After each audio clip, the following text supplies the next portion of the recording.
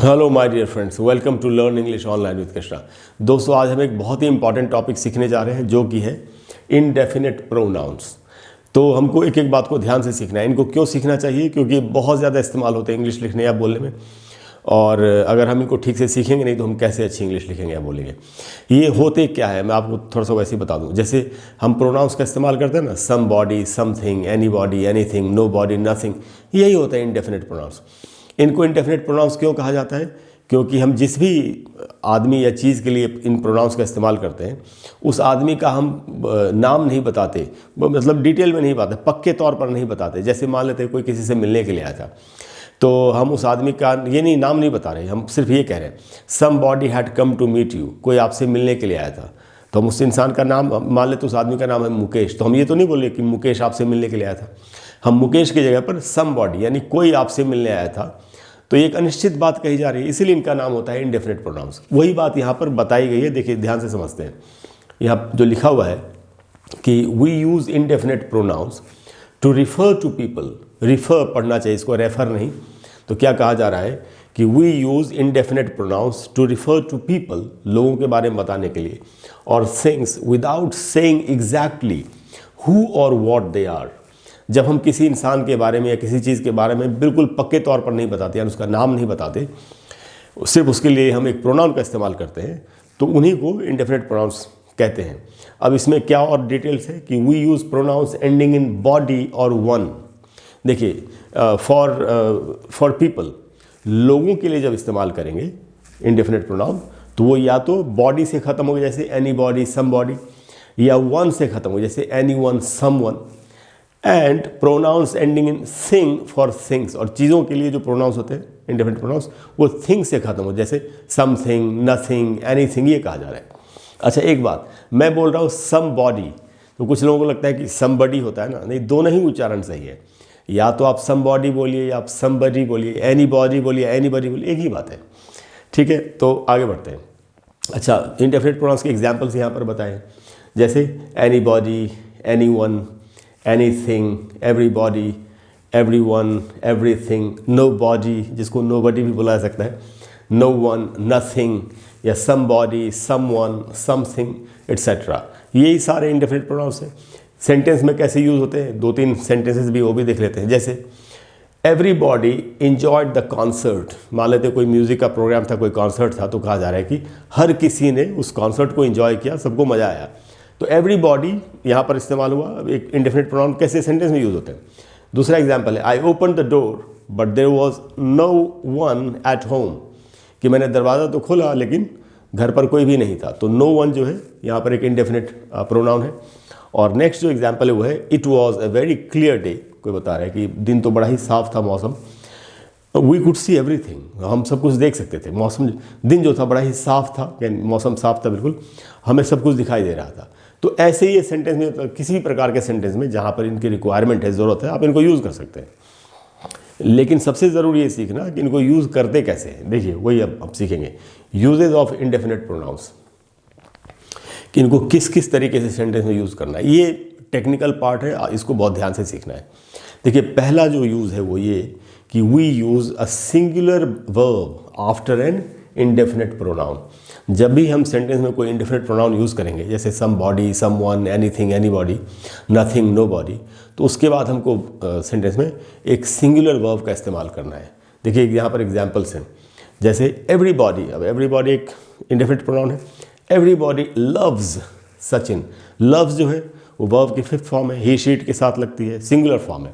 तो everybody loves Sachin, यहाँ पर लव्स जो है सिंगुलर फॉर्म है। दूसरा एग्जाम्पल है, everything was ready for the party, कि भाई पार्टी के लिए सब कुछ, सारी चीज़ें तैयार थी। तो एवरीथिंग के बाद वॉज लगाए, जो कि एक सिंगुलर वर्ब है। प्लूरल वर्ब होता तो हम वर्ड लगाते हैं, WRE, वर्ड, लेकिन यहाँ पर वॉज लगा। तो पहली बात तो हमको ये समझनी है कि किसी भी इनडेफिनिट प्रोनाउन के बाद जो वर्ब का यूज़ करेंगे वो सिंगुलर होगा। देखिए, दूसरी बात समझते हैं, ये थोड़ा सा और भी टेक्निकल है, इसको समझते हैं। या क्या लिखा हुआ है, when we refer back to an indefinite pronoun we normally use a plural pronoun which is singular they. अब देखिए, इसके बारे में आपको थोड़ा समझना पड़ेगा। ये जो यूज़ है ये ऐसा है कि मान लेते हैं कोई किसी से मिलने के लिए आया था और हम उसका जेंडर नहीं जानते, मान लेते हैं मिस्टर शर्मा एक ऑफिस में काम करते हैं और कोई उनसे मिलने के लिए आया था। यही बात मिस्टर शर्मा को उनके ऑफिस का एक आदमी बता रहा है कि कोई आपसे मिलने आया था। अब जो बता रहा है कि कोई आपसे मिलने आया था, वो ये नहीं जानता कि जो मिलने आया था वो पुरुष था कि महिला थी। तो ऐसी हालत में ऐसे इंसान के लिए जो प्रोनाउन का यूज़ होता है, इंडेफिनिट प्रोनाउन का, वो है दे। अच्छा, दे तो प्लूरल होता है जनरली, लेकिन इस केस में जब हम जेंडर नहीं जानते हो किसी का, आप दे का इस्तेमाल एक इंसान के लिए कर सकते हैं। इसको कहते हैं सिंगुलर दे। ये एक बहुत ही कमाल का टॉपिक है ग्रामर में, और सिंगुलर दे के ऊपर मेरा वीडियो मैंने बहुत पहले बनाया था, से 4-5 साल पहले। तो मेरे चैनल पर मेरी एक प्लेलिस्ट है, उसका नाम है इंग्लिश ग्रामर।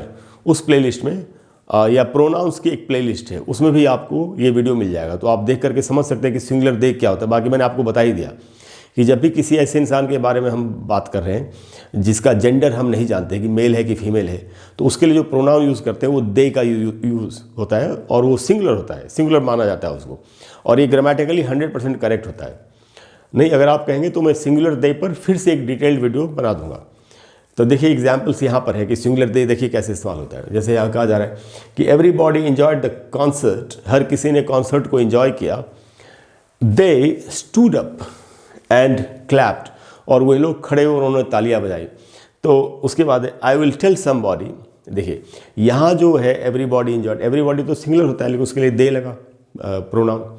उसके बाद दूसरा जो सेंटेंस है वो वैसा ही है कि I will tell somebody that dinner is ready, कि भाई मैं किसी से बोल दूंगा कि डिनर रेडी है। अब देखिए समबॉडी सिंगुलर है, उसके लिए प्रोनाउन यहाँ पर दे लग रहा है। They have been waiting a long time, कि मैं किसी को बोल दूंगा, कोई एक आदमी है जो काफ़ी देर से खाने के लिए वेट करता है, उसके लिए कोई बता रहा है कि मैं किसी जो आदमी उसको बोल दूंगा खाने के लिए, क्योंकि वो काफ़ी देर से वेट करे। तो यहाँ समबॉडी सिंगुलर के लिए दे लगा, इसी को बोलते हैं सिंगुलर दे का यूज़। अच्छा, सिंगुलर दे रूप तो सिंगुलर होता है लेकिन उसमें जो वर्ब लगता है वो प्लूरल का लगता है। तो जैसे कि मैंने आपको बताया, अगर आप वो वीडियो देख लेंगे मेरा सिंगुलर दे वाला, तो सारी बात क्लियर हो जाएगी। तो एक यूज़ तो ये था। अब देखिए in negative clauses we use, जो अगला यूज़ है इंडेफिनिट प्रोनाउंस का, कि negative clauses we use pronouns with no, not pronouns with any. जैसे मान लेते कोई नेगेटिव सेंटेंस है, नेगेटिव क्लॉज है, तो उसमें हमको कैसे यूज़ करना चाहिए। देखिए यहाँ पर मान लेते हैं हमको बोलना है कि कोई भी नहीं आया, तो हमको जो नेगेटिव वाला इंडेफिनिट प्रोनाउन है नो बॉडी केम, ऐसे यूज़ करना चाहिए। ऐसे नहीं यूज़ कर सकते not any body didn't come.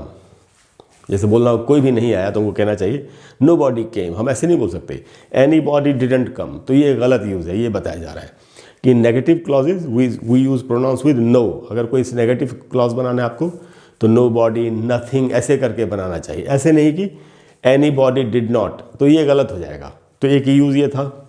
और देखिए क्या कहा जा रहा है, we do not use another negative in a clause with nobody, no one और नथिंग। अगर कोई ऐसा क्लॉज है या सेंटेंस है जिसमें पहले से एक नेगेटिव इंडेफिनिट प्रोनाउन लगा हुआ है, जैसे नथिंग, तो फिर उसमें दोबारा से भी हम नॉट या नो नहीं लगा सकते। जैसे इसका भी एग्जाम्पल है, जैसे मान लेते यही कहा गया कि कोई भी नहीं आया, तो ये कहना चाहिए नो बॉडी केम। इसमें अगर आप देखें तो नो बॉडी ऑलरेडी एक नेगेटिव इंडेफिनिट प्रोनाउन लगा हुआ है, हम इसको ऐसे नहीं बोल सकते नो बॉडी डिडंट कम, यानी नो बॉडी भी है और डिड के साथ फिर हम नॉट भी लगा रहे हैं, तो गलत हो जाएगा। डबल नेगेटिव का इस्तेमाल इंग्लिश में नहीं कर सकते, हमको सबको पता ही है। डबल नेगेटिव के ऊपर भी मेरा वीडियो है, अगर आप चाहें तो ग्रामर वाली प्लेलिस्ट में जाके आप उसको भी देख सकते हैं। जैसे दूसरा एग्जाम्पल है कि कोई बता रहा है नथिंग हैपेंड, अरे कुछ भी नहीं हुआ, तो इसमें नथिंग ऑलरेडी एक नेगेटिव वर्ड है। अब इसमें हम इसको ऐसे नहीं बोल सकते 2 बार नेगेटिव वर्ड लगा के कि नथिंग डिडंट हैपन, तो ये गलत हो जाएगा बोलना। तो ये भी एक यूज़ है इंडेफिनिट प्रोनाउन अगर नेगेटिव हो तो उसको कैसे हमको यूज़ करना है। उसके बाद है कि मान लेते हैं आपको पॉजेसिव बनाना है किसी का, ऐसे बोलते हैं ना, तो we can add S apostrophe S to an indefinite pronoun to make a possessive. देखिए यहाँ पर लिखा हुआ है कि एस अपॉस्ट्रफी और एस जो लगता है वो पॉजेसिव बनाने के लिए वो हम लगा सकते हैं। जैसे दे वर स्टेइंग इन समबॉडीज हाउस, वो लोग किसी के मकान में रुके हुए थे। देखिए समबॉडी एक इंडेफिनिट प्रोनाउन है, अपॉस्ट्रफी लगा यहाँ पर और फिर यहाँ पर एस लगा, जैसे कि पॉजेसिव बनाते हैं। जैसे बोलना हो राहुल का, तो बोलेंगे ना राहुल, लिखेंगे राहुल, फिर एक अपॉस्ट्रफी लगाएंगे, फिर एक एस लगाएंगे। दूसरा एग्जाम्पल है, कोई पूछ रहा है is this anybody's coat, या किसी का भी कोट है क्या। मान लेते कुछ लोग यहाँ पर वहाँ कहीं बैठे हुए हैं, तो उसके बाद उनसे पूछा जा रहा है कि आप में से किसी का भी कोट ये है क्या, is this anybody's coat. तो एनी बॉडी इंडेफिनिट प्रोनाउन है, एक अपॉस्ट्रफी लगा, एस लगाया, पॉजेसिव बन गया, तो आप ऐसे भी इंडेफिनिट प्रोनाउन को यूज़ कर सकते हैं। और जो यूज़ है दोस्तों वो एल्स वाला है। देखिए, we use else after indefinite pronouns to refer to other people और थिंग्स।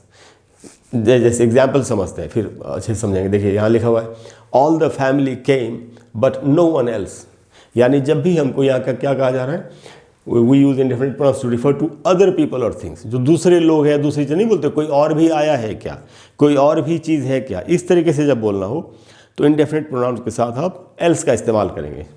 जैसे पहला एग्जाम्पल वही था कि ऑल द फैमिली केम, पूरी फैमिली तो आ गई थी, बट नो वन एल्स, और कोई भी दूसरा, यानी जो दूसरा वो नहीं आया। दूसरा एग्जाम्पल है, कहा जा रहा है if Michael can't come will ask somebody else, अगर माइकल नहीं आ सकता तो हम किसी और को बोलेंगे कि भाई तुम आ जाओ हमारा काम कर दो। तो किसी और के को बताने के लिए भी इंडेफिनिट प्रोनाउन के साथ एल्स का इस्तेमाल करेंगे। एक और एग्जाम्पल है, किसी ने कहा I think this is somebody else's coat, कोई कह रहा है कि मुझे लगता है ये किसी और का कोट है, कि नहीं हो सकता है कोई कहे कि नहीं ये तो माइकल का कोट है या ये मुकेश का कोट है, तो कोई कह रहा है नहीं मुझे तो लगता है किसी और का कोट है। I think this is somebody else's coat. तो ये दोस्तों सारे यूजेज हैं इंडेफिनिट प्रोनाउंस के। तो मुझे उम्मीद है कि आप अच्छी तरह से समझ गए इंडेफिनिट प्रोनाउंस क्या होते हैं, कैसे कैसे इनको यूज़ करना है, कैसे डबल नेगेटिव का इस्तेमाल नहीं करना है, कैसे इनके बाद सिंगुलर वर्ब का इस्तेमाल करना होता है, जब जेंडर नहीं पता हो तो सिंगुलर दे का इस्तेमाल करना चाहिए, और इस तरीके से किसी और के बारे में बताना हो तो इनके साथ एल्स का हम यूज़ कर सकते हैं। कोई भी अगर ऐसा टॉपिक है जो आपको कंफ्यूज कर रहा हो और आप चाहते हैं कि मैं आपके लिए एक वीडियो बना दूं उस टॉपिक के ऊपर, तो आप कमेंट्स में लिखिए। Thank you very much, I will see you soon, bye bye.